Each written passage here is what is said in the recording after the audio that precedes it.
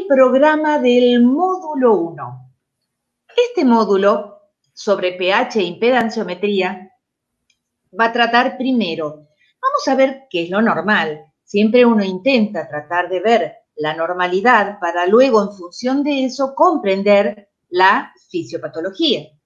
Nociones sobre reflujo, metodología de estudio para evitar errores diagnósticos, porque en base a las indicaciones e indicaciones correctas es que llegamos a buen puerto cuando tenemos que hacer un diagnóstico y no se manda a operar un paciente que no tenga indicación o se trata médicamente a aquel paciente que realmente se puede tratar y va a evolucionar bien. Es muy importante tener en cuenta esto.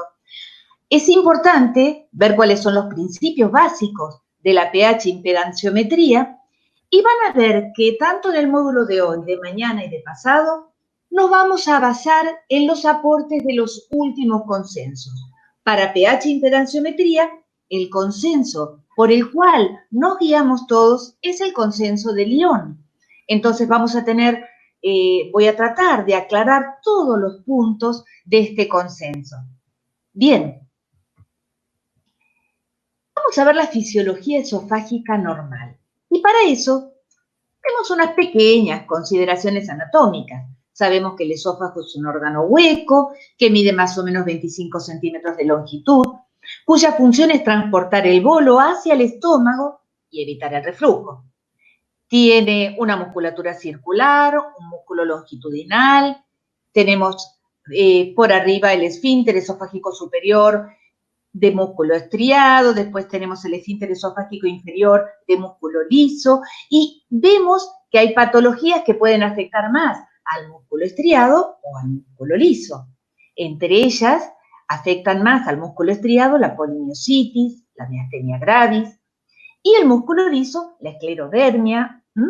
Y conceptualmente, siempre nos han dicho que 1/3 del esófago era músculo estriado, había una zona de transición y 2/3 músculo liso, pero la realidad es que solo 0,9 centímetros, el 4% es músculo estriado.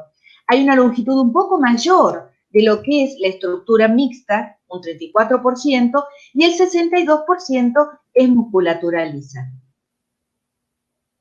El esófago tiene 4 capas: mucosa, submucosa, muscular propia, circular y longitudinal, y la adventicia.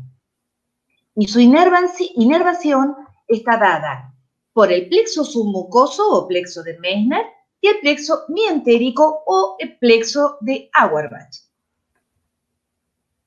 Acá vamos a tratar de ver algo importante, que es cómo se produce la peristalsis en el esófago en la porción del músculo estriado, porque tengamos en cuenta que es diferente a cómo se produce en el músculo liso. En el músculo estriado nos guiamos por motoneuronas, 1, 2, 3, que ante el estímulo de la deglución inducen la peristalsis, pero de manera secuencial. Primero va a actuar la primera motoneurona, luego la segunda, luego la tercera. Esto me da el periodo de latencia necesario para que se produzca la peristalsis. Ahora bien, recordemos que si estimulamos al vago desde la periferia, puedo obtener una contracción simultánea. El músculo liso es diferente, porque el músculo liso es de naturaleza fásica y está inervado intramuralmente por neuronas que por un lado pueden ser excitatorias y por el otro lado inhibitorias. Bien. Recuerden este núcleo, que es el núcleo dorsal del nervio vago, con su cara rostral y su cara caudal, porque cuando hablemos más adelante vamos a ver lo importante que es para ver el origen de las relajaciones transitorias. La primera causa, o la más importante, del reflujo gastroesofágico. Bien, tenemos que el núcleo dorsal del nervio vago va a salir de ahí, el nervio vago que tiene siempre receptores que son colinérgicos. Pero cuando hacen sinapsis con las neuronas postganglionares intramurales, ahí tenemos una clara división entre una vía inhibitoria, dependiente del óxido nítrico, del BIP, del ATP, y de una vía excitatoria, colinérgica o activada por la sustancia P. Y estos son los que van a actuar en los receptores a nivel del músculo liso para que se produzca la contracción. Las cadenas livianas de miosina hagan que esa musculatura se contraiga y el músculo liso tenga su acción. Bien. ¿Qué pasa a nivel del músculo esofágico, del músculo liso? Hay un mecanismo intramural diferente de peristalsis que el músculo estriado. Recordemos que el músculo estriado eran motoneuronas secuenciales. En cambio aquí existe un gradiente neural con mayor influencia colinérgica hacia proximar y mayor influencia inhibitoria o no colinérgica hacia distal. Esto es lo que me da la latencia. Esto es lo que hace que la contracción aumente gradualmente hacia distal. ¿Bien? Entonces, también tenemos que saber que si yo ataco al vago a nivel cervical, también van a ser suprimidas esas ondas peristálticas. ¿Por qué? Porque hay una acción central de la peristalsis. Bien. ¿Y cómo se organiza el músculo liso y el esfínter esofágico inferior? Ambos, ¿no? De músculo liso. Bueno, pero el tema es que el cuerpo del esófago es fásico, no tiene un tono. En cambio, el esfínter esofágico inferior sí está en estado de semicontracción permanente. Tiene tono por naturaleza. Entonces, el cuerpo del esófago que no tiene tono, transitoriamente se contrae por el estímulo nervioso con el grado de latencia que va a estar dado por el tema de los receptores.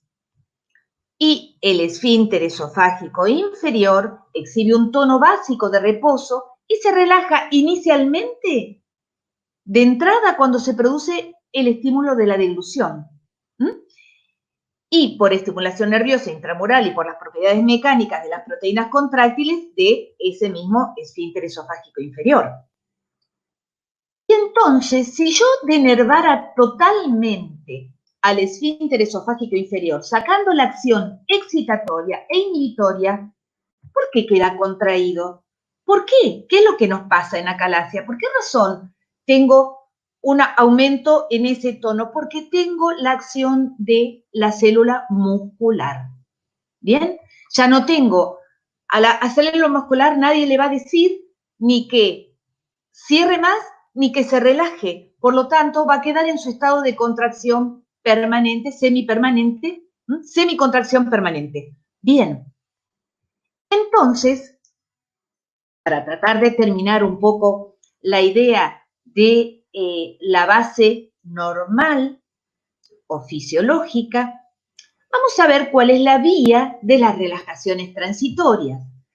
Estas se producen por estimulación de las aferencias vagales subdiafragmáticas, estas que están aquí abajo.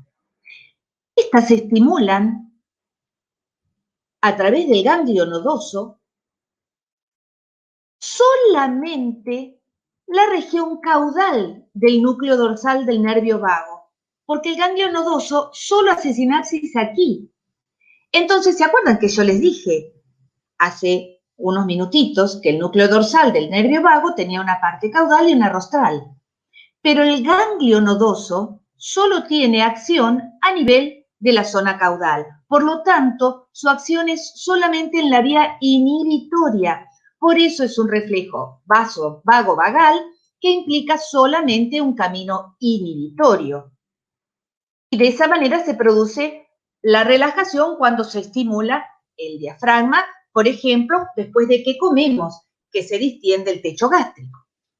Entonces, normalmente tenemos neuronas mientéricas que van a actuar sobre el músculo del esfínter esofágico inferior por una vía inhibitoria, por una vía excitatoria. Se produce la deglución, tengo la acción de la peristalsis y la relajación del esfínter esofágico inferior. Pero cuando tengo la pérdida de las neuronas inhibitorias y solo me queda la acción colinérgica, voy a tener, ¿se acuerdan que había un gradiente? Un gradiente neuronal. Por lo tanto, si solo estimulo, voy a tener una acción al mismo momento, hepática, es una acción simultánea. Entonces tengo una aperistalsis con actividad, como ven acá. Y el esfínter va a estar hipertónico, no va a relajar por nada del mundo porque tiene doble acción. La presión de reposo de semicontracción permanente propia del músculo liso más un estímulo colinérgico permanente. Ahora, cuando yo denervo todo, lo que veo es una ausencia de actividad en el cuerpo del esófago y un esfínter que no relaja. ¿Por qué? Porque esto va a estar dado por la acción de las cadenas livianas de miocina a nivel de la célula muscular lisa. Bueno, esta primer parte quiso ser nada más que introductoria de la fisiología. Comentarles rápidamente y mostrarles que entonces, lo primero que dijimos, importante, no hay bolo, pocos iones, tengo alta impedancia, cuando el bolo está presente tengo muchos iones, y entonces, alta impedancia implica baja conductividad. El aire tiene una alta impedancia, el contenido refluido una baja impedancia. Muy bien, esto es importante. A ver, porque es una forma de verlo espacialmente. Esta curva de impedancia, vamos a ver, tengo aquí la sonda, aquí los sensores de impedancia, y aquí el bolo que va a atravesar un sensor y luego el otro. Voy a ver la impedancia en ohmios, y lo voy a seguir en el tiempo, en segundos. Bien. Voy a tener una línea de base donde no hay bolo. Y entonces, ahora voy a ver cómo el bolo empieza a moverse, cuando pasa en el primero cae, cuando pasa por el segundo sensor se recupera, y ahí nos dimos cuenta que salió el bolo y vemos la caída de la impedancia y el porqué. Tenemos entonces la entrada del bolo cuando cae un 50%, justo está atravesando el primer sensor. Mientras esté entre uno y otro sensor, la impedancia está baja. Cuando está en la mitad del segundo sensor, voy a estar viendo la salida del bolo. Y entonces, la caída es caída del 50% de la línea de base, es a la entrada del bolo. La salida del bolo es la recuperación de ese 50% de la línea de base.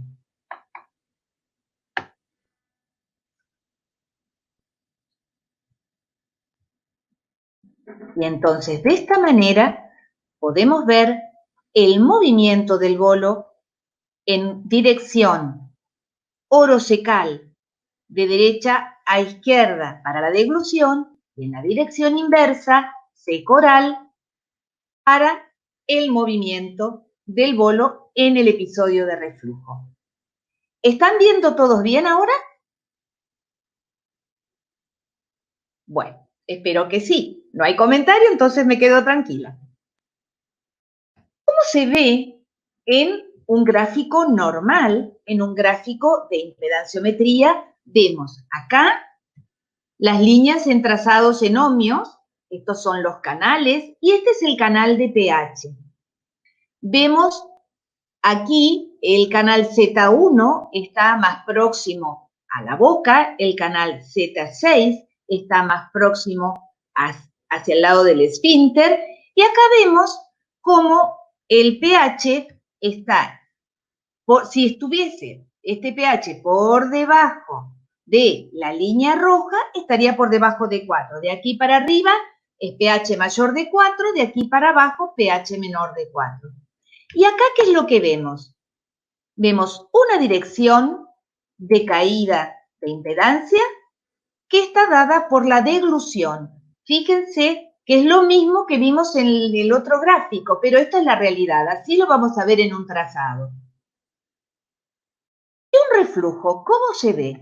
Bueno, en el reflujo podemos ver que hay, primero, con respecto al pH, vemos que hay una caída.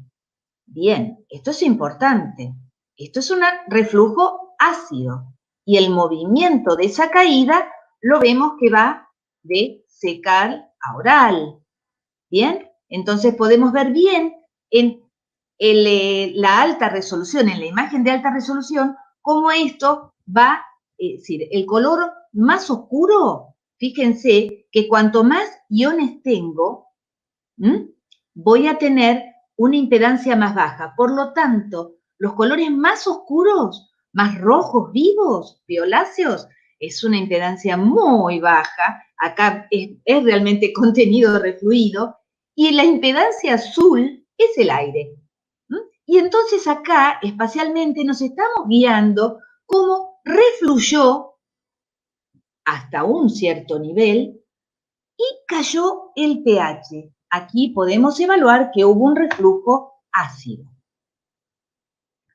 ¿Y qué tenemos aquí? Pareciera lo mismo, contenido refluido, pero no, es contenido refluido, pero esta parte es diferente. Ven que aquí el pH no cayó y este sería un reflujo de material no ácido. En la dirección de la caída del estómago hacia la boca, de ese coral, y la ausencia de caída de la curva de pH. Bien, un trabajo publicado en el 2015 por gente muy reconocida como Beninga, como Smuth, revisó en panel de expertos, 21 expertos, reuniendo 10 países, y hubo un reconocimiento del reflujo gastroesofágico por impedanciopiachimetría, en donde encontraban que la sensibilidad era del 100%, teniendo una especificidad del 81%. Es capaz de documentar el 96% de los episodios de reflujo gastroesofágicos vistos por videofluoroscopía, siendo la prueba más sensible para detectar el tipo de reflujo. Y entonces, ¿qué evalúo en la pH impedancia? Puedo ver tránsito del bolo porque veo las degluciones, veo cómo se mueve el reflujo, que puede ser de contenido ácido, débilmente alcalino. Veo su composición, si es líquido, si es gaseoso, si es mixto. Veo su extensión proximal, la duración, la capacidad de clearance y el movimiento del aire. Si hay aerofagia, si hay eructos, y estos si son gástricos o si son supragástricos. Ya vamos a ver en qué se diferencia cada uno. Primero, tengamos en claro la terminología.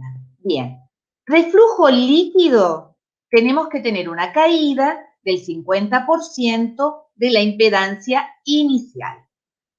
Cuando hablo de reflujo de gas, hablo de un aumento de 3.000 ohmios en 2 canales consecutivos o 7.000 ohmios en un solo canal.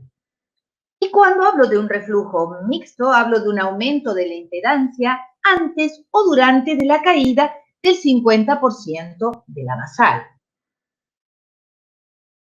Habíamos nombrado que había patrones de movimientos de gas, eructos, aerofagia. Bueno, vamos a ver. La aerofagia es el aire que se ingiere en el esófago, pero que no se expulsa. Entonces, ven, acá tengo un aumento de la impedancia. Esto es aire, porque aumentó la impedancia. Y tiene esta dirección, entonces está yendo de la boca al estómago, ¿ok? Y no salió para ningún lado.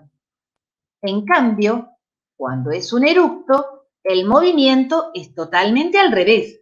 Es unidireccional también, porque sale del estómago y va hacia la boca. Y entonces, ¿qué es el eructo supragástrico? Es esta B que, si lo viera yo en colores, en el en alta resolución vería una V azul.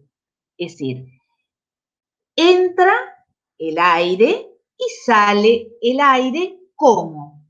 El aire ingresa en el esófago proximal y se desplaza rápidamente hacia abajo. Esto. Bien. Con un rápido aumento anterógrado de la impedancia. Acá ven cómo va aumentando la impedancia. Desde los puntos canales proximales, ZP1, a el número 6.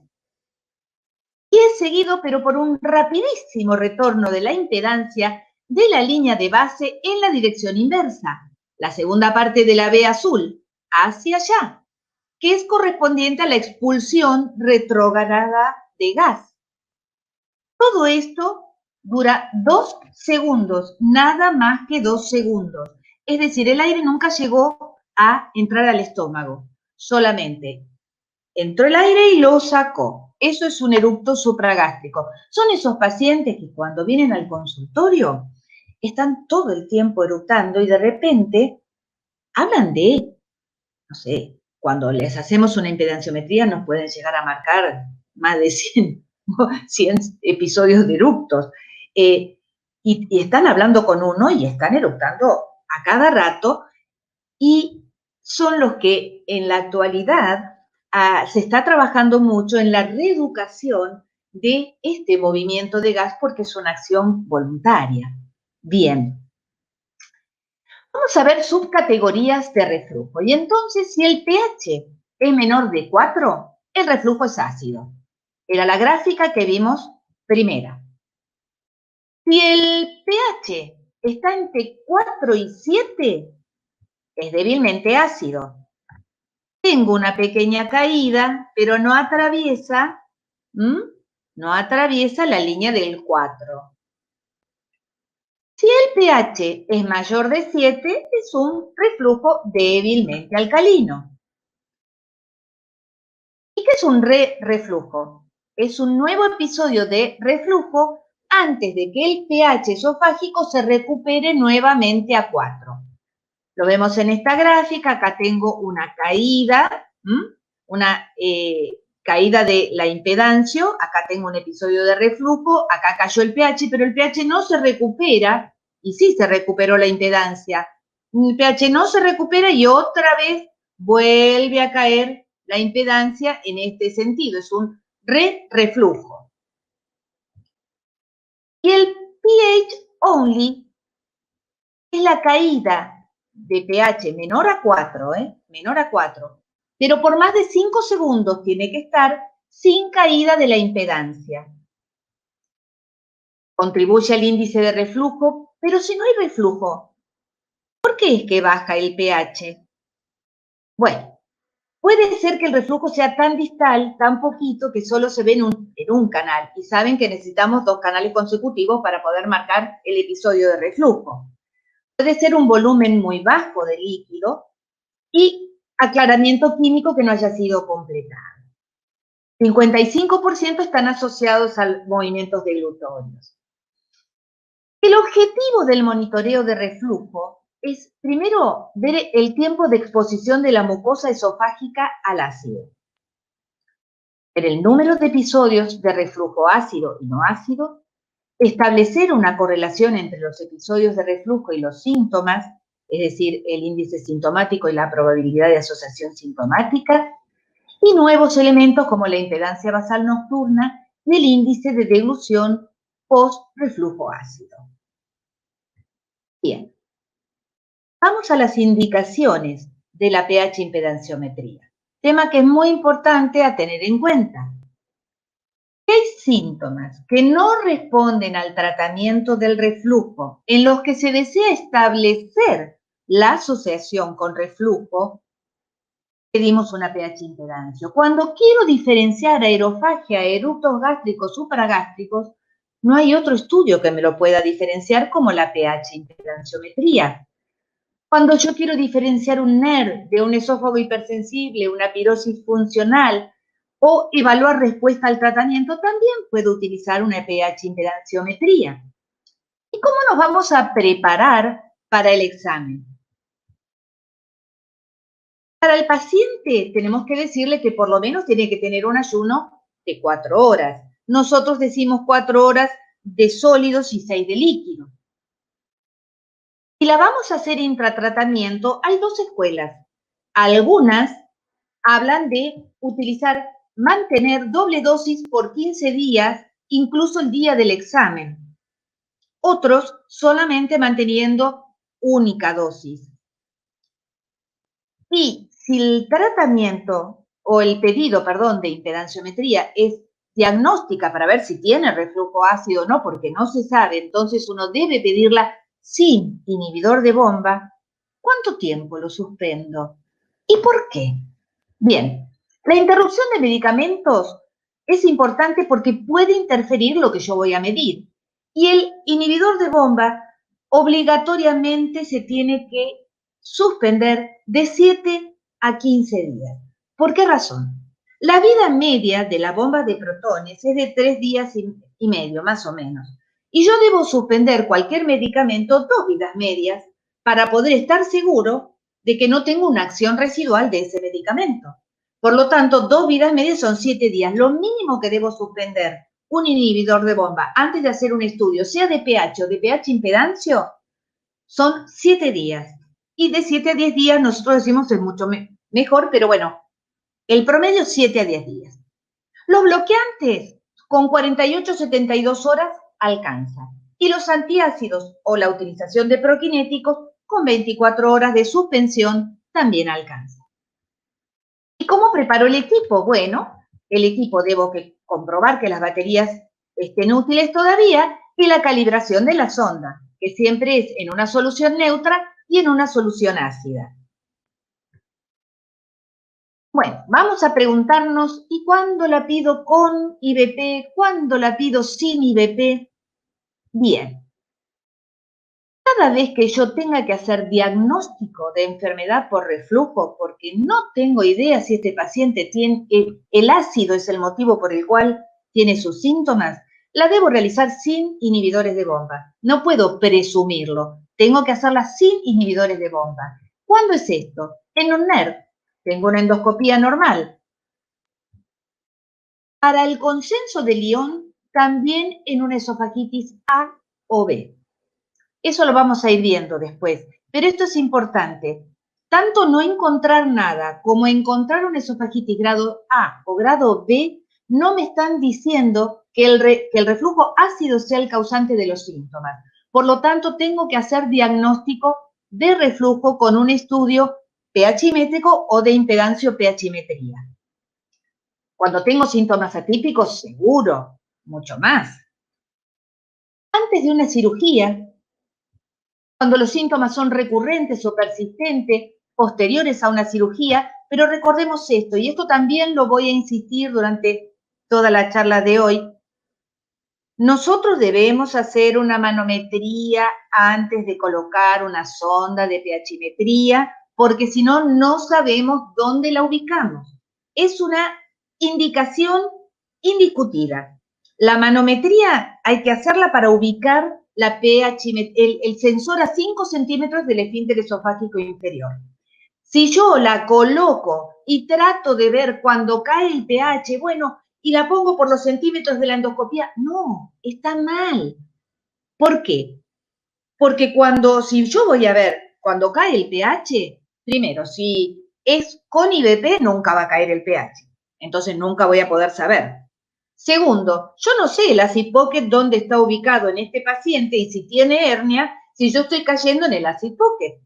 Y entonces no estoy ubicada a nivel del esfínter, que es lo que tengo que saber. Si en ese momento también tuvo un episodio de reflujo muy importante, subió el ácido, yo pongo la sonda, toca el ácido, testeo, uy, cayó, tengo 3, 2.5, ya ahí mido los 5 centímetros, no. Entonces, hay tantos motivos por los cuales eso me puede dar error, que tengo que ser muy certera. Y la ubicación es estándar, a 5 centímetros del esfínter esofágico inferior. Y ahí la vamos a fijar a la nariz. Por lo tanto, ese esfínter esofágico inferior debe ser medido en una manometría previa. ¿Y qué pasa cuando opero a un paciente? Tengo que hacer una manometría porque muy probablemente en una cirugía se tocan los pilares, se toca la crura, se tocan un montón de lugares y ligamentos en donde la altura de la unión gastroesofágica puede variar 2, 1 centímetro, 2,5, y entonces yo voy a estar ubicándolo mal. Vuelvo a repetir, si tenemos que ubicar una sonda de pH impedancio, siempre, por favor, recuerden que es previa manometría. Si operan al paciente, manometría nueva. Bien, ¿cuándo voy a hacer una pH impedanciometría con IBP? Bueno, ahí es cuando tengo que evaluar que qué papel tiene el reflujo no ácido. Por ejemplo, pacientes refractarios. El paciente refractario al IBP es cuando el número de síntomas no disminuye significativamente con el IBP que le estoy dando.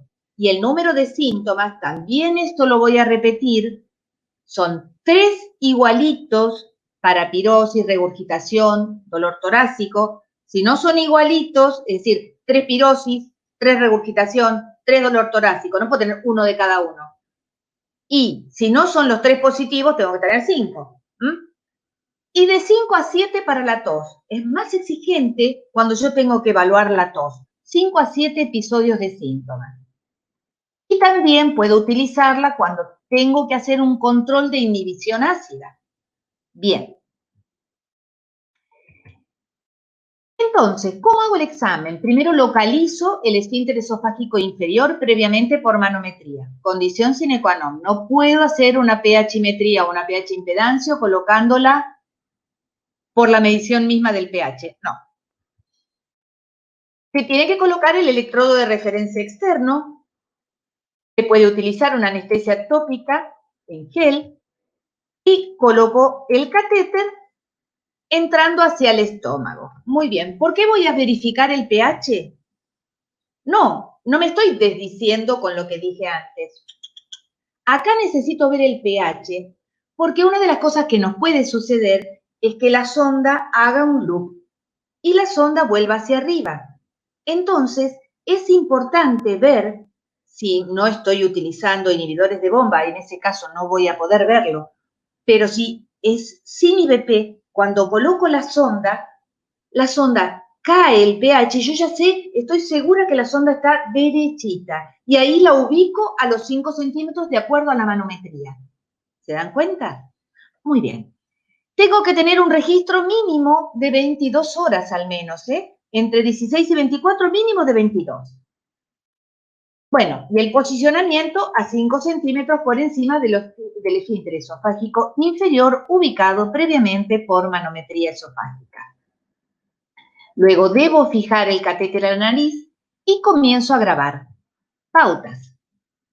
Debo decirle al paciente que realice sus actividades habituales. Salvo bañarse, porque tiene todo el equipo puesto, tiene que hacer sus actividades habituales.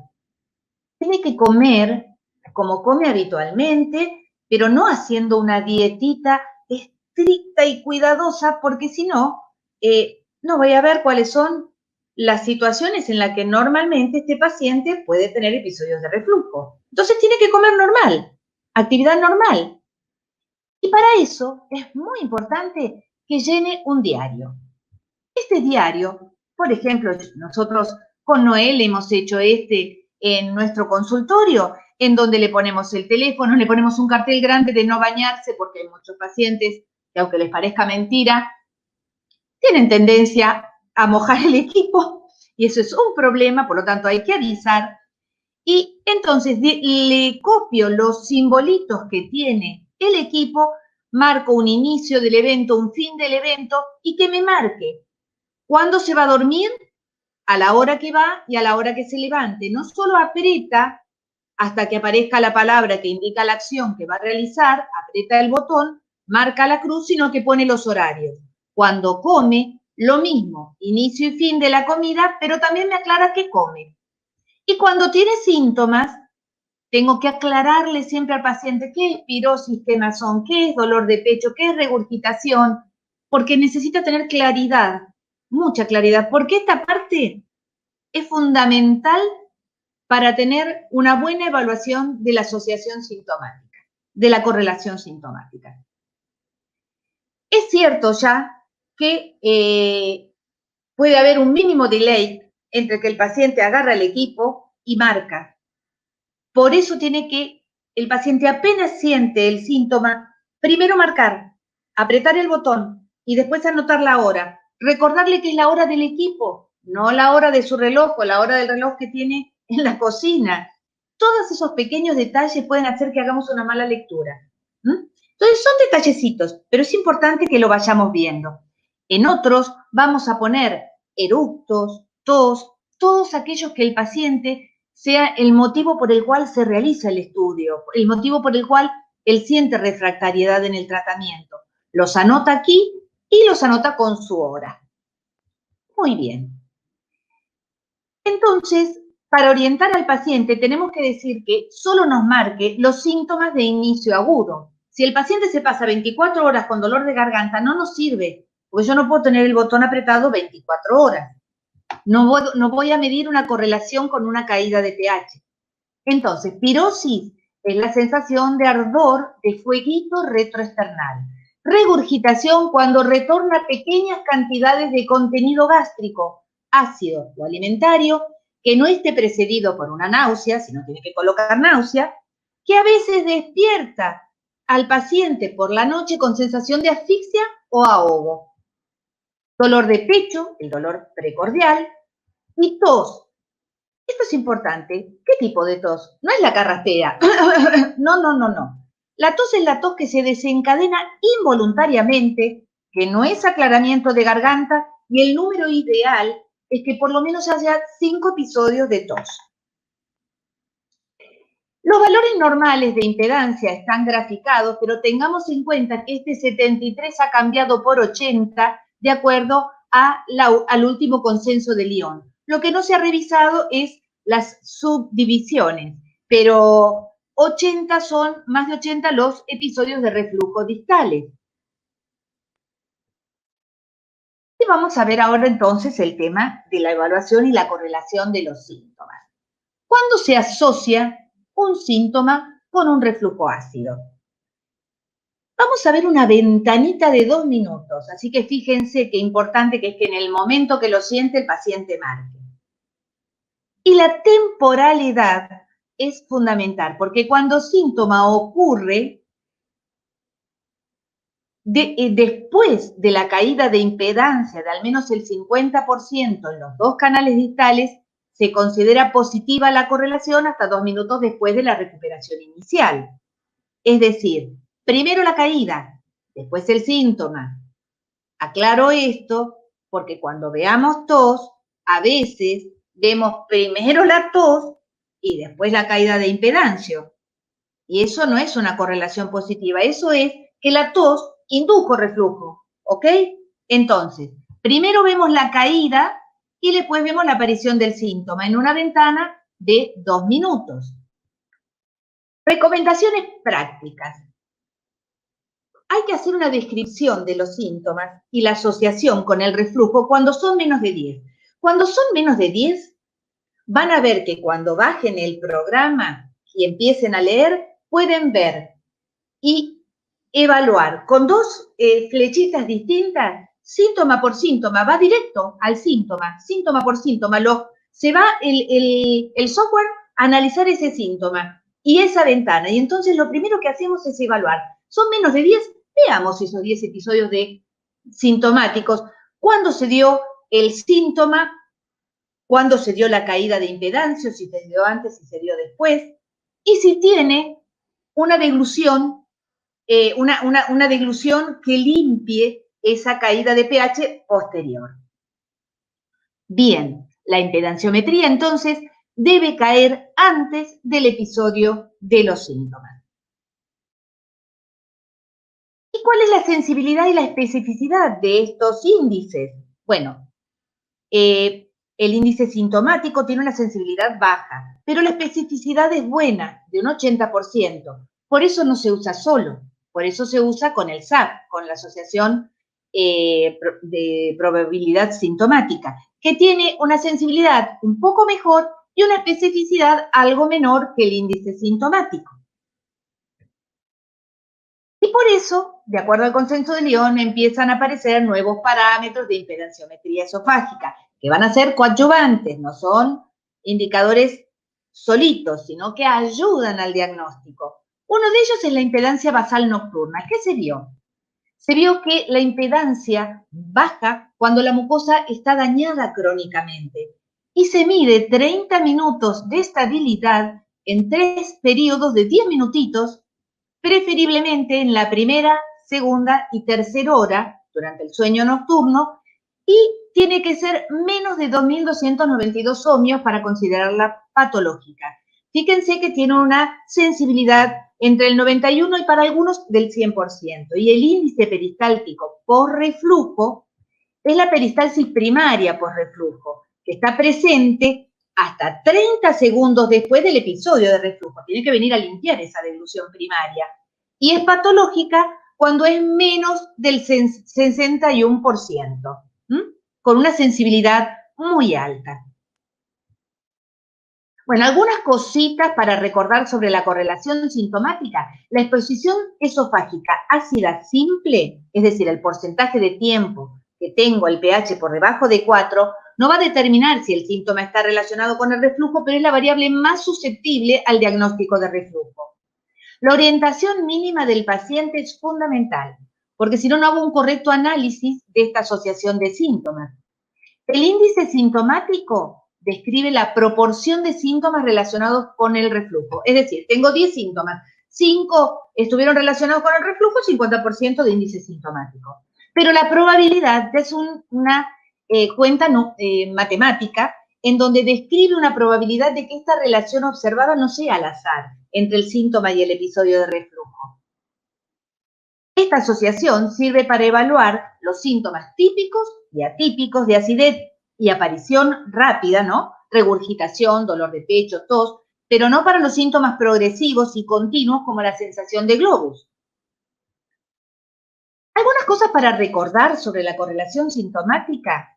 Bueno, cuando el índice sintomático y el SAP son positivos, es la más alta probabilidad de correlación sintomática, de acuerdo al consenso de Porto.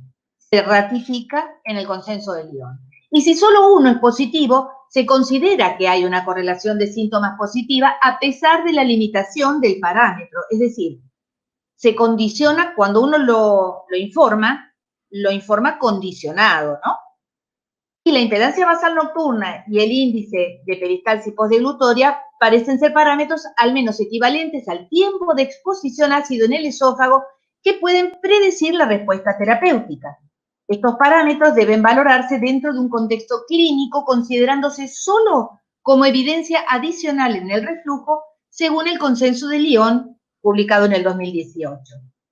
Entonces, ¿cómo analizo una impedanciopeachimetría? Bueno, el trazado requiere reevaluación visual.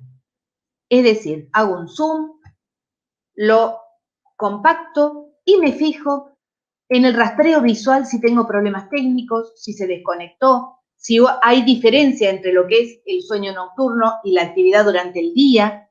Luego tengo que agregar y corregir todo lo que está en el diario que le dimos al paciente y ver que los síntomas estén bien ubicados, la alimentación, la posición, con sus horarios, todo. Luego puedo hacer un análisis automático, pero ojo, siempre hay que evaluar manualmente que los eventos sean correctos. Yo hago que la máquina me pueda decir cuáles son todas las caídas por debajo del 50%, porque lo hace de manera fidedigna, pero yo soy la que tengo que evaluar si eso fue una deglución o si eso fue un reflujo, y entonces voy a informar el número de reflujos, el número de síntomas, de exposiciones, ¿sí? Voy a ver si esto es reflujo ácido total, sí, voy a ver el volumen refluido y evaluar visualmente qué pasó con el síntoma y su asociación. Tengo que evaluar la temporalidad, es decir, yo voy a agarrar síntoma por síntoma y ver si el episodio, más que nada con la tos, por favor, con la tos tenemos que ver episodio de tos por episodio de tos, porque necesito saber de todos esos episodios si se produjeron antes o después de la caída de la impedanciometría. Por lo tanto, no podemos entregar un informe solamente realizado mediante el análisis automático. El análisis automático por ahora lo que hace nos ayuda a ver parámetros fijos como es, por ejemplo, una caída de impedancia de un 50%. Entonces nos orienta. Y vamos a ver en los plots de la, porque en este dispositivo que tiene, al hacer, se puede ver simultáneamente la ventana de impedancio y la ventana de alta resolución. Entonces yo puedo ver qué tipo de iones son los que suben por la coloración, veo la dirección y la tonalidad. Y en el trazado lo veo simultáneamente cuando cae la impedancia. Entonces, realmente facilita mucho a la hora de analizar cuando veo esas dos ventanas en forma simultánea. Bien, ¿y cómo voy a confeccionar el informe? Y con esto vamos a ir redondeando esta primera parte. Tengo que hacer la evaluación de la exposición total del ácido, la exposición proximal, la correlación sintomática con reflujo ácido, con el movimiento de aire, la evidencia adicional del reflujo como la impedancia basal nocturna y el índice peristáltico postdeglutorio, y tengo distintas posibilidades para hacer un informe. Según la exposición al ácido, yo puedo decir que tiene un reflujo gastroesofágico fisiológico, puedo decir que tiene un reflujo gastroesofágico fisiológico, pero en uso de IBP. Puedo decir que este reflujo gastroesofágico es en posición supina, o es en posición de pie, o es biposicional. De repente es importante, si yo estoy analizando esto en un paciente que va a ir a una bariátrica, reflujo gastroesofágico patológico por una puntuación de Demister, el reflujo gastroesofágico patológico intratratamiento en uso de IBP, hay que aclarar dosis y fármaco. A ver, ¿están viendo las imágenes? Me parece que no están, ahora sí, ahora están viendo las imágenes. Y el tiempo de exposición total al ácido debe ser mayor del 6%. Esto ya lo vamos a ver ahora en la próxima charla. Es importante porque informa que el diagnóstico de reflujo es altamente probable que se dé por el ácido, y esto está dado en el consenso de Lyon. Otras posibilidades de hacer el informe es de acuerdo al índice, a la correlación sintomática. Entonces puedo decir, tiene un índice sintomático positivo o un PAS positivo o ambos positivos. No tiene correlación sintomática, pero cuando hay correlación positiva con menos de 3 síntomas, ¿qué hacemos? Bueno, ahí hay que aclarar, se los había dicho antes, que por el bajo número de síntomas aumentan la posibilidad de falsos positivos, por eso uno no puede hablar de correlación sintomática si tuvo 2 episodios, aunque tenga un 100% de índice sintomático positivo y un PAS mayor del 95%. No puedo decirlo. Y cuando ambos, tanto el índice sintomático como el PAS, son positivos, con más de 3 episodios, por supuesto, es altamente probable de que la correlación sintomática sea real. Bien, y también podemos decir si fue un reflujo proximal o no está dentro de parámetros normales. También podemos hablar si la impedancia basal nocturna está normal o está alterada y es menor de 2.292 ohmios, eso está asociado. Sabemos que es una evidencia adicional, que no es definitorio, pero cuando tengo un tiempo de exposición en zona gris, un número de episodios de reflujo en zona gris entre 40 y 80, entonces sumar la impedancia basal nocturna y sumar el índice peristáltico post reflujo es importante. Son evidencias adicionales. Muy bien.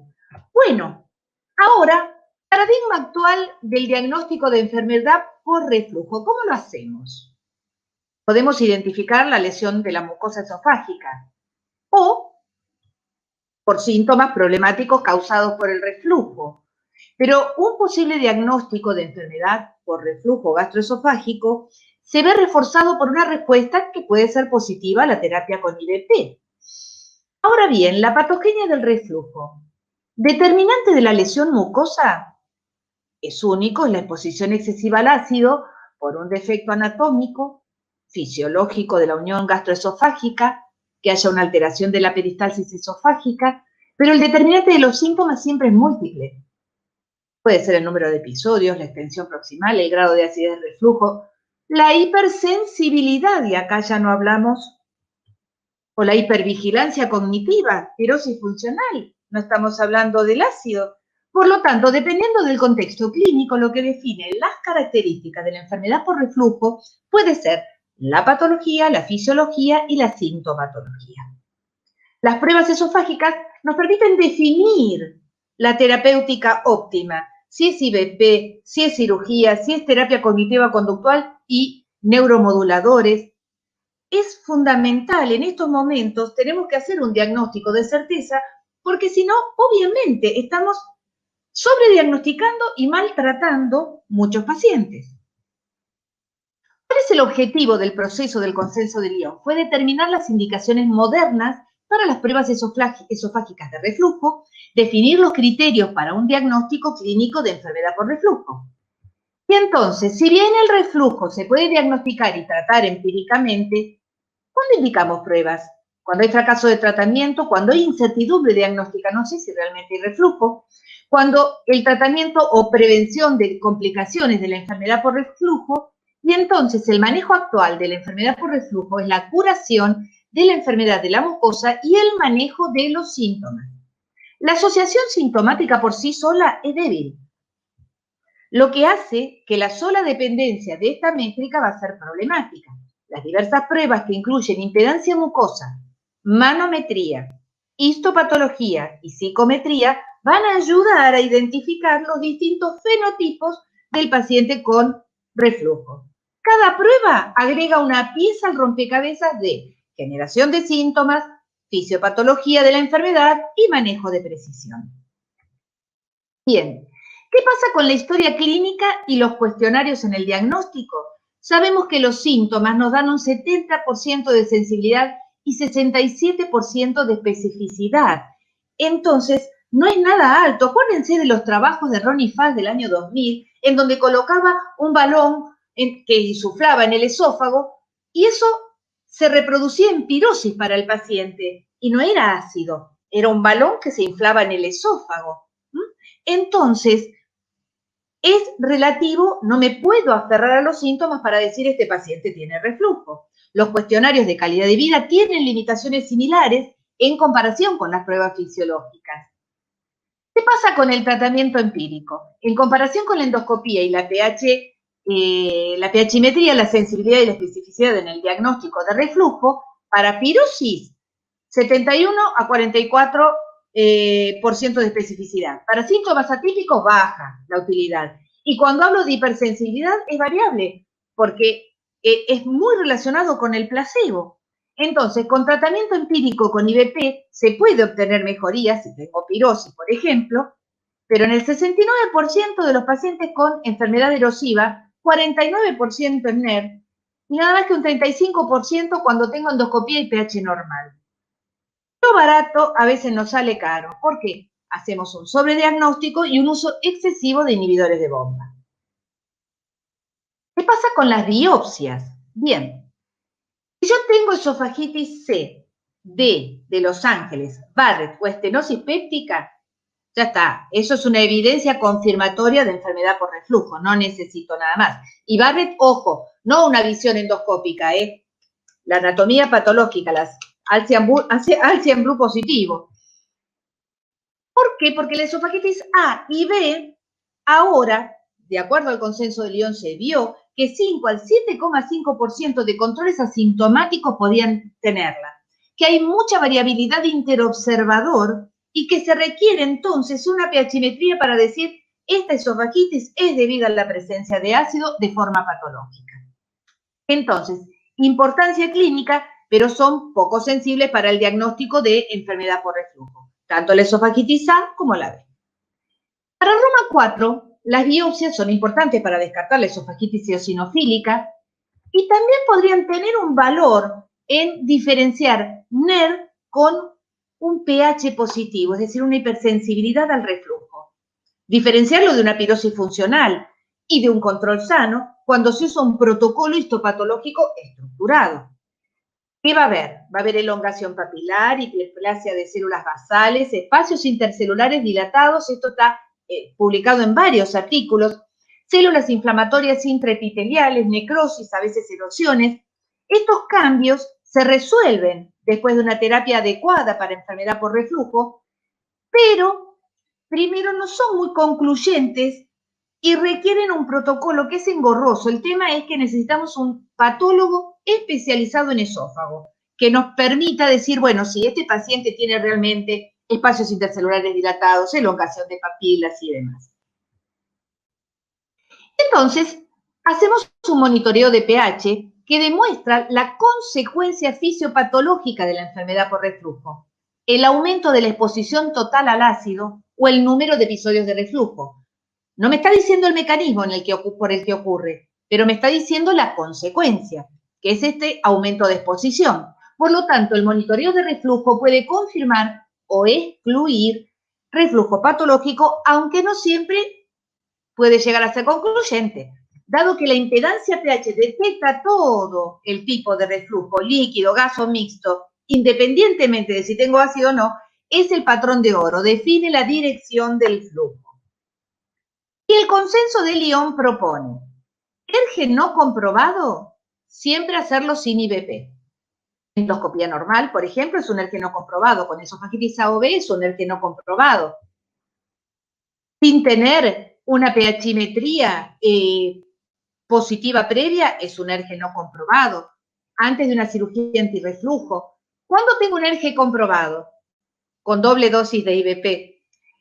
Esofagitis C o D, enfermedad de Barrett, tener una pH previa positiva y ver la correlación entre esos síntomas refractarios y los episodios de reflujo y o excluir la supresión ácida inadecuada o cumplimiento deficiente como mecanismos de la persistencia de los síntomas. Se requiere pH impedancia cuando los reflujos son débilmente ácidos, porque la pHimetría sola no lo va a evaluar. Con respecto a faringe y aerosolizado, bueno, los aerosolizados son cuestionados y en la faringe se ha propuesto evaluación de reflujo faríngeo, pero todavía metodología e interpretación no está estandarizada. Esta gráfica es clarísima e importante. Exposición total al ácido, si es menor de 4, totalmente normal. Tiempo de exposición total al ácido, menor de 4, totalmente normal. Entre 4 y 6 estamos en problema porque no es concluyente. Más de 6 es definitivamente anormal. Entonces, es como un semáforo. Tenemos verde lo que es totalmente normal y en rojo lo que es definitivamente anormal, mayor de un 6%. Ahora bien, también puedo evaluar el número de episodios de reflujo en una segunda instancia. Menos de 40, definitivamente fisiológico. Entre 40 y 80 estoy en zona gris. Más de 80 es definitivamente anormal. La relevancia clínica del número anormal de episodios de reflujo permanece sin definir, pero ayuda cuando yo tengo una exposición al ácido no concluyente, es decir, se considera una medida coadyuvante para ser utilizado cuando el tiempo de exposición total al ácido es entre 4 y 6%. Bien, el índice de síntomas es el porcentaje de síntomas precedidos por episodios de reflujo, valor umbral mayor de 50%. La desventaja, no considera el número de reflujos, dejando la posibilidad de una asociación al azar, y lo puedo suplantar mirando la asociación sintomática, la probabilidad de asociación sintomática que utiliza cálculos estadísticos. Por eso la suma de los dos es importante. Está viendo que ese reflujo no fue por casualidad que ocurrió. El valor umbral es mayor del 95% y en resumen, índice sintomático es una medida de tamaño mientras que la asociación sintomática, la probabilidad de asociación sintomática es una medida probabilística. Son complementarias y miden cosas diferentes. Si las tengo a las dos positivas, es la mejor evidencia de una asociación relevante entre reflujo y síntomas. Si el índice sintomático o la probabilidad son predictivos del efecto de la terapia médica y quirúrgica antirreflujo independientemente de la exposición total. ¿Qué pasa con las nuevas métricas? Estas métricas vienen para aumentar el valor diagnóstico de las pruebas de impedancia y diferenciar los pacientes con pirosis funcional. En salud, el reflujo desencadena una peristalsis primaria con el fin de neutralizar con la saliva la mucosa esofágica acidificada por el movimiento del reflujo. Entonces, este índice refleja la integridad de la peristalsis primaria que está producida por el estímulo del reflujo. Se correlaciona con la reserva peristáltica y ayuda a diferenciar una esofagitis erosiva de exposición patológica al ácido, de pirosis funcional y de controles sanos, con una alta sensibilidad y especificidad. Normal, mayor del 61%.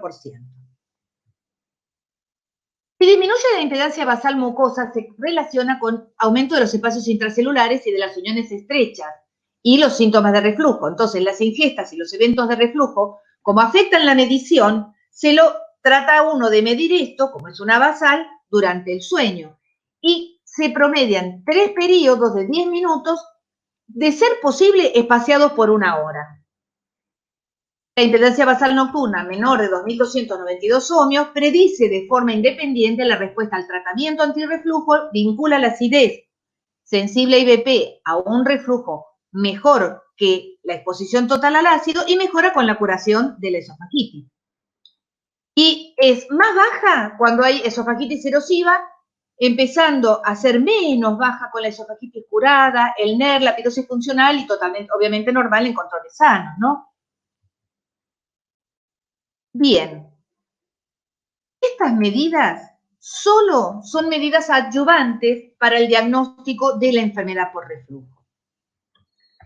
Bueno, vamos al consenso de Lyon. Y aquí nos hablan primero de una función de barrera. Y en esta función de barrera, ver la morfología de la barrera de la unión esófago-gástrica es importante. Eso lo vemos en la manometría de alta resolución. Y podemos separar una unión esófago-gástrica tipo 1, este gráfico, en donde coincide la crura y el esfínter, una tipo 2, en donde el esfínter se separa de la crura entre inspiración y expiración, aproximadamente menos de 3 centímetros, y en la tipo 3, que puede ser tipo 3A o tipo 3B, y que esto nos muestra uniones esófago-gástricas bien separadas, donde hay hernias por deslizamiento grandes, y acá tengo, al esfínter a este nivel, acá la crura, y el punto de inversión respiratoria está cerca de la crura, y esta es la tipo A, y la tipo B, en donde el punto de inversión respiratoria está hacia el lado del esfínter esofágico inferior. Vamos al vigor. Ahora hay una nueva métrica que se está evaluando, todavía no es de uso rutinario, pero es la integral contráctil de la unión esófago-gástrica. Es decir, la pueden ver como EGJCI o UEGIC, depende si lo dicen en inglés o en español. Mide el vigor de la barrera de esta unión esófago-gástrica utilizando una herramienta que es del software.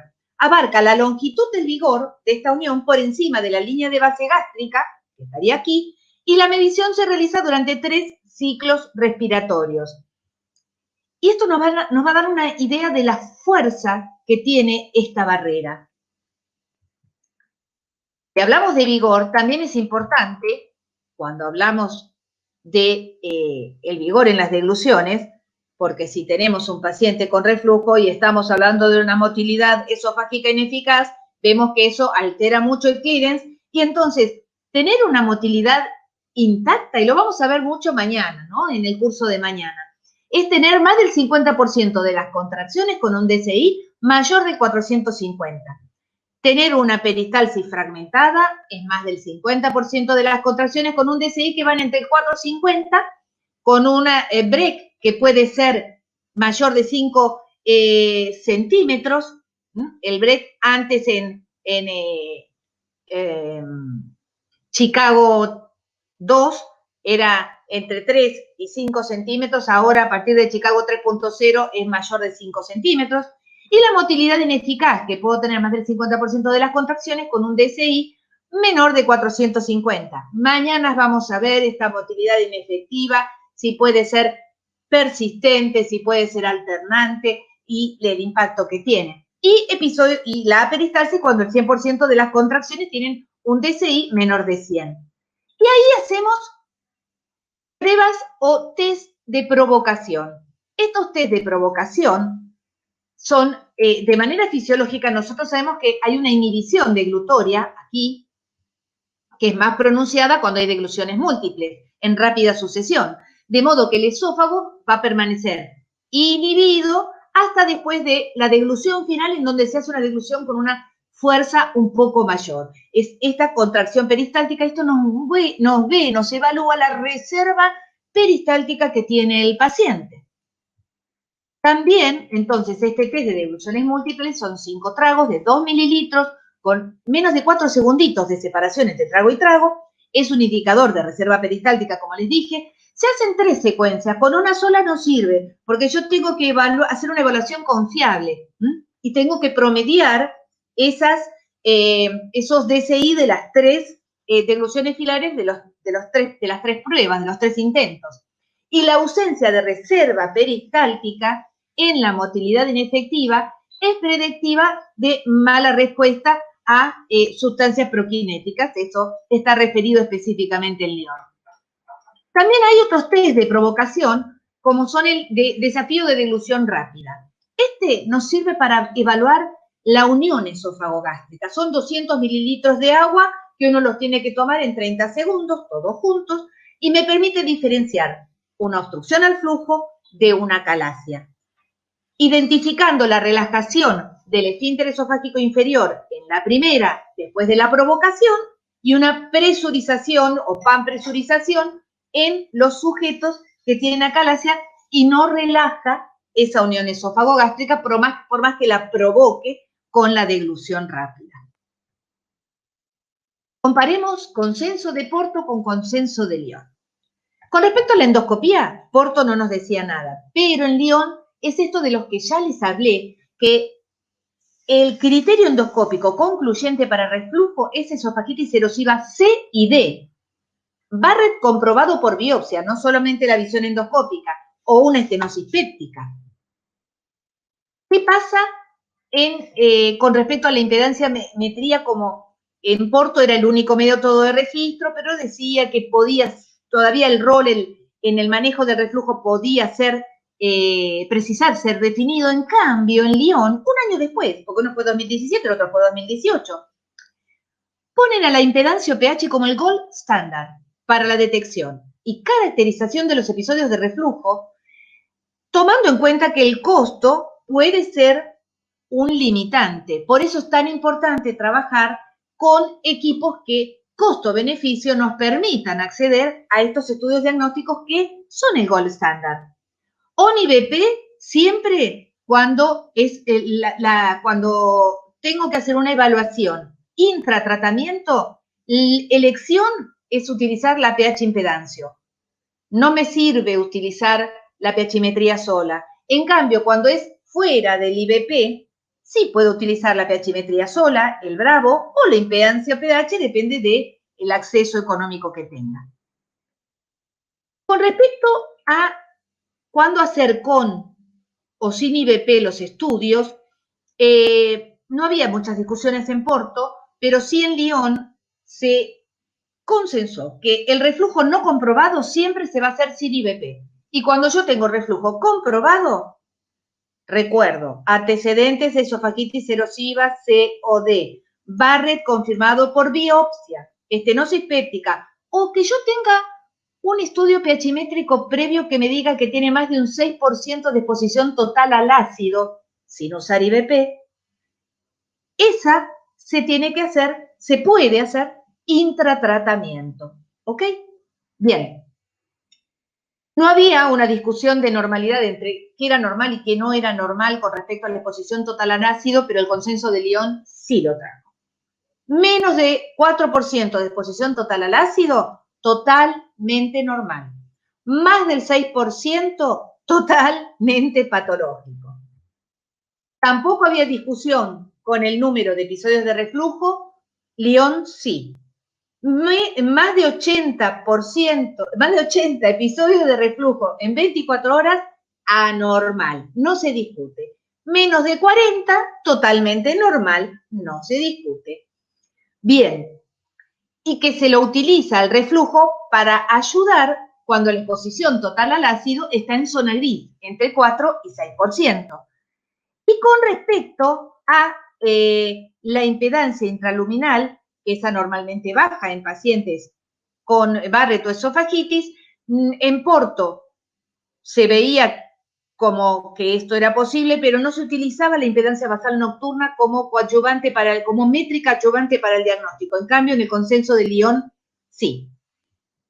Bien, en consenso de Porto no hubo discusión acerca de reflujo síntoma, en cambio, en el consenso de Lyon, cuando tenemos la asociación o la combinación del índice sintomático y la probabilidad sintomática y ambos son positivos, esto es una evidencia fuerte, relevante de la correlación sintomática positiva.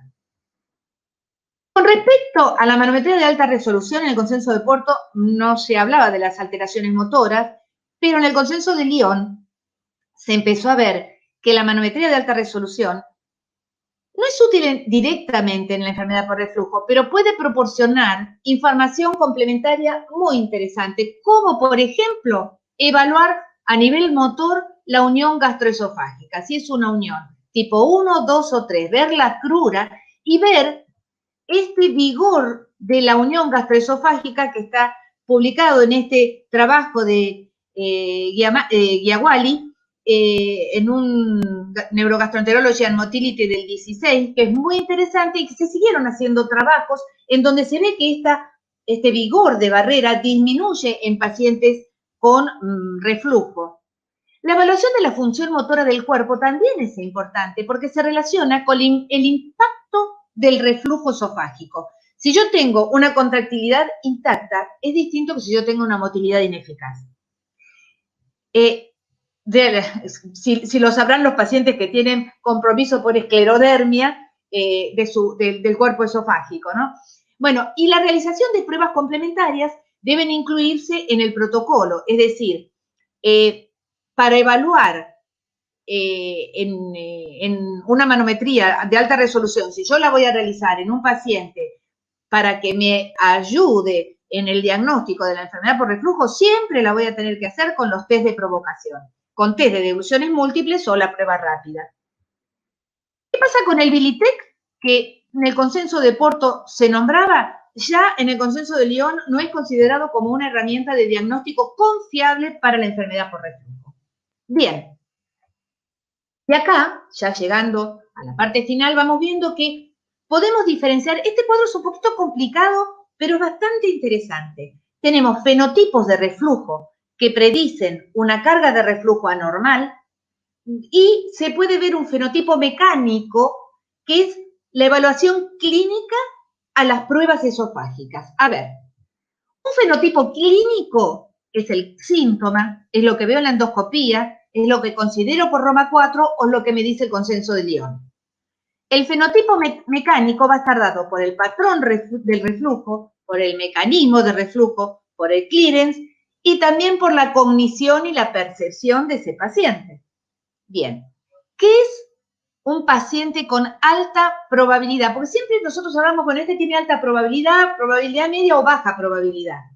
Bueno, alta probabilidad, lo repetimos ya varias veces.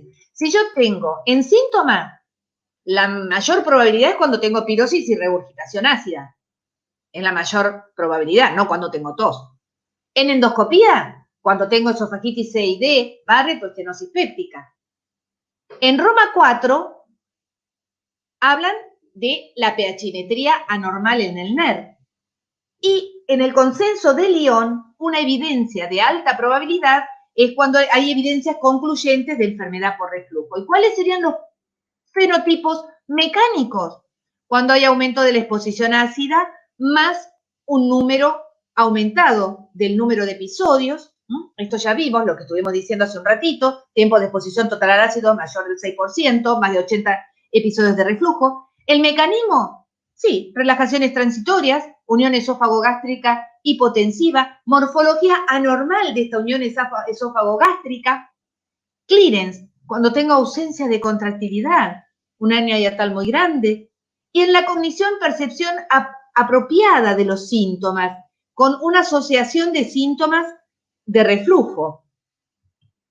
Una probabilidad media para el síntoma sería, por ejemplo, dolor torácico, una esofagitis A o B, síntomas respondedores a los IBP, y cuando hay para el consenso de Lyon, lo que ya hablamos como evidencia límite o inconclusa, que para patrón de reflujo va a ser un tiempo de exposición al ácido entre 4 y 6, menos de 80, pero más de 40 episodios de reflujo, eructos supragástricos, cuadros de rumiación, alteración motora menor, por ejemplo, una alteración en la reserva contráctil, en el test de provocación de degluciones múltiples, y que tenga un poco de percepción aumentada. La baja probabilidad son la tos y los síntomas laringios, el paciente con hipersensibilidad al reflujo, la pirosis funcional, el dolor funcional, tiene baja probabilidad. Son parámetros de reflujo que tenga, de acuerdo al consenso Lyon, que tenga todos parámetros fisiológicos, que tenga todas métricas normales. Consenso Lyon y patrones de reflujo van de la mano. Función y morfología de la unión esofagogástrica normal, una peristalsis normal, y que tenga mucha hipersensibilidad visceral y hipervigilancia. ¿Cuáles van a ser los modificadores?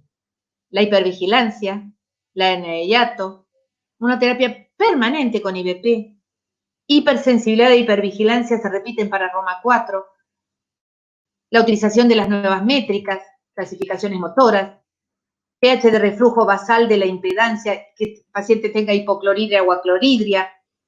El paciente obeso es un modificador por el aumento de la circulación abdominal. Pacientes con serostomía, con impedancia basal nocturna baja, que tengan ansiedad, depresión, síndrome de pánico. Es un cuadro muy interesante que presenta el consenso de Lyon para que lo veamos cómo abordar un paciente, si tiene alta probabilidad, probabilidad media o baja probabilidad de tener enfermedad por reflujo. Y entonces resume diciendo que evidencia concluyente de reflujo para endoscopía, repito, esofagitis C o D de Los Ángeles, Barrett largo, estenosis péptica, pH impedancio, exposición total al ácido del 6%, en evidencia borderline, que no es concluyente, puedo estar con la esofagitis A o B y una exposición que está, en el límite, con un número de reflujos en el límite. ¿Y qué utilizo como evidencia de apoyo, soporte para esto? La histopatología, la microscopía electrónica, la baja impedancia de la mucosa. En pH impedancio puedo ver el reflujo, la relación de reflujo-síntoma, episodios de reflujo mayores de 80 cuando la exposición total al ácido es dudosa, una baja impedancia basal nocturna, un bajo índice de peristalsis primaria y la utilización de la manometría de alta resolución, viendo la unión gastroesofágica hipotensiva, la presencia de hernia de hiato y la hipomotilidad esofágica. Terminando con que la evidencia en contra de tener reflujo es tener una exposición total al ácido normal y el número de episodios de reflujo menor de 40. Bien, como conclusión, el consenso de Lyon define parámetros en las pruebas esofágicas que establecen de manera concluyente la presencia de reflujo y las características que excluyen al reflujo. Me diferencia blanco-negro, siempre hay grises, pero por lo menos a partir de Lyon puedo decir esto es altamente probable, esto es muy poco probable. Y eso tranquiliza a la hora de hacer un diagnóstico. Obviamente sobre los parámetros de las medidas fisiológicas con los estudios funcionales. A medida que evoluciona el paradigma de diagnóstico de reflujo, es posible usar pruebas de diagnóstico para definir un enfoque de precisión adaptado al paciente individual, porque probablemente también el tratamiento sea un traje a medida. Por lo tanto, los objetivos de la evaluación deberían pasar a definir estos fenotipos de reflujo para facilitar el tratamiento a medida. Muchísimas gracias. Gracias a todos por estar acá.